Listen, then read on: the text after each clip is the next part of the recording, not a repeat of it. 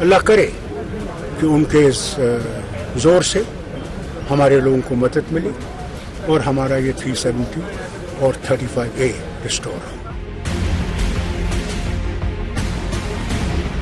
मगर जब तक हमारा अपना एजेंडा डाकू ने डाके ने ले लिया है, तब तक हम किसी और एजेंडे को हाथ में नहीं लेंगे। पहले फारूक अब्दुल्ला, फिर महबूबा मुफ्ती। पता नहीं क्यों, लेकिन जब भी अपनी राजनीति का झंडा बुलंद करते हैं तो पाकिस्तान के साथ खड़े दिखते हैं।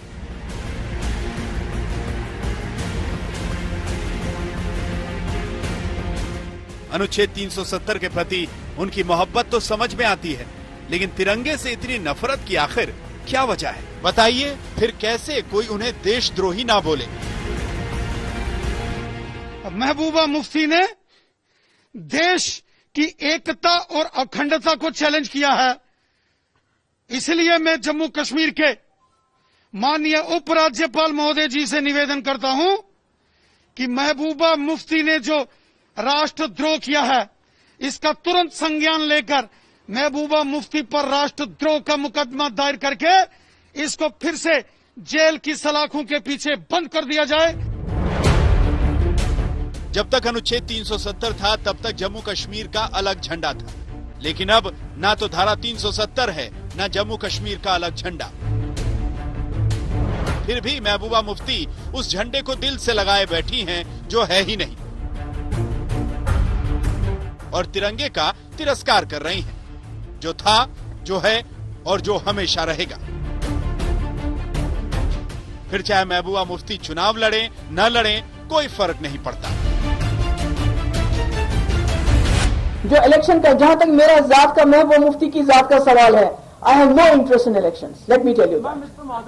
मैं जो आईन जिसके अंदर मैं इलेक्शन लड़ती थी, जब तक वो आईन हमें वापस नहीं होता, Mehbooba Mufti has got nothing to do with the elections, let me tell you that. जो लोग तिरंगा जो भारत की शान है, हिंदुस्तान की पहचान है, जिसे उसे परहेज है, और जो चाहता है कि उस तिरंगे की शान और पहचान को हम नहीं स्वीकार करेंगे, तो देश भी ऐसे लोगों को स्वीकार नहीं करेगा। इसलिए वो चुनाव लड़े नहीं लड़े, ये उनकी अपनी समस्या है। महबूबा मुफ्ती चुनाव लड़े या न लड़े, इसका चुनाव उन्हें करना है, लेकिन तिरंगे का अपमान करें, ये कोई भारतीय बर्दाश्त नहीं करेगा। और क्यों बर्दाश्त करें? श्रीनगर से लेकर जम्मू तक महबूबा मुफ्ती के खिलाफ प्रदर्शन हो रहे हैं।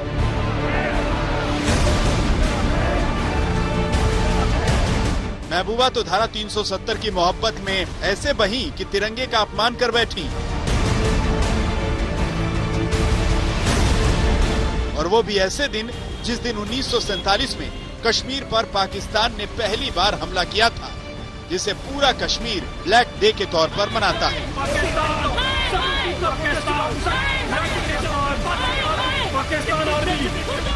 47 के जो डीपी जो आए, तो 22 अक्टूबर को जब मुजफ्फराबाद का इलाका जो था वो ऑक्यूपाई हो गया, तो हजारों की गिनती में जब लोग आए, तो रास्ते में कवालियों से, आर्मी से लड़ते रहे, और 6-7 दिन लगे उनको श्रीनगर में पहुंचने के लिए।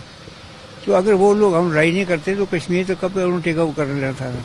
मेरे जो बुजुर्ग थे, जो हमारे लोग थे जम्मू कश्मीर के, इन्होंने इन हमलावरों से जो था अपने हाथों से लड़ा, ताकि किसी तरह से जो भारतीय सेना है, जम्मू कश्मीर स्टेट फोर्सेस है, उनको समय मिल पाए कि ये इनको जो है इनका मुकाबला कर सके। सुप्रीम कोर्ट के वकील विनीत जिंदल ने दिल्ली पुलिस कमिश्नर को शिकायत भेजकर कहा है कि महबूबा मुफ्ती के खिलाफ नेशनल ऑनर एक्ट के तहत FIR दर्ज करनी चाहिए, जो कहता है कि राष्ट्रीय ध्वज को जलाना, विकृत करना, खराब करना, कुरूप करना, नष्ट करना या फिर किसी और तरीके से इसके प्रति अपमान जताना या कुछ बोलकर और लिखकर इसके प्रति असम्मान जताना भी अपराध की श्रेणी में है। लेकिन ये एक्ट तभी लागू होता है जब तिरंगे का अपमान जानबूझकर किया गया हो। महबूबा मुफ्ती खुद पर लगे आरोपों से बच नहीं सकती, कांग्रेस भी महबूबा के बयान का समर्थन नहीं कर रही। इसलिए कोई शब्द भी नेशनल फ्लैग के बाद तिरंगे के बारे में बोलना, ये देश की जन भावना को ठेस पहुंचाने की बात है, और ये बहुत ही गलत बात है। और इस तरह से पहले भी उन्होंने कहा जो बहुत ही आपत्तिजनक था, और अब भी जो कहना मैं समझता हूं कि बिल्कुल गलत है, अनएक्सेप्टेबल है। फारूक अब्दुल्ला नजरबंदी से रिहा हुए तो चीन से उम्मीदें जताकर नजर में आ गए। महबूबा मुफ्ती रिहा हुई तो आते ही तिरंगे को लेकर अपने तेवर दिखा दिए। बीजेपी को उनके बयानों में पाकिस्तान परस्ती और भारतीय संविधान के प्रति अलगाव दिख रहा है और कांग्रेस को इसमें भी बिहार चुनाव नजर आ रहे हैं। एक नेता, जम्मू कश्मीर के नेता बोलते हैं हम चीन के समर्थन से जम्मू कश्मीर में फिर आर्टिकल 370 लाएंगे। दूसरा नेता बोलते हैं मैं भारत का तिरंगा झंडा नहीं पकड़ूंगा। ये इनबैलेंस हो गए लोग। महबूबा मुफ्ती किस राजनीतिक दल की सहयोगी थी?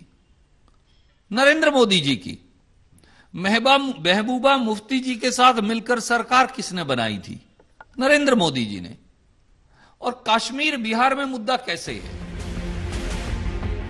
असल मुद्दा यह है कि धारा 370 हटने के बाद आम कश्मीरियों की जिंदगियों में भले ही कोई खास फर्क ना आया हो, लेकिन फारूक अब्दुल्ला और महबूबा मुफ्ती जैसे नेताओं की सियासत का द एंड हो गया है और ये बात वो बर्दाश्त नहीं कर पा रहे। श्रीनगर से अशरफ वानी के साथ आज तक ब्यूरो।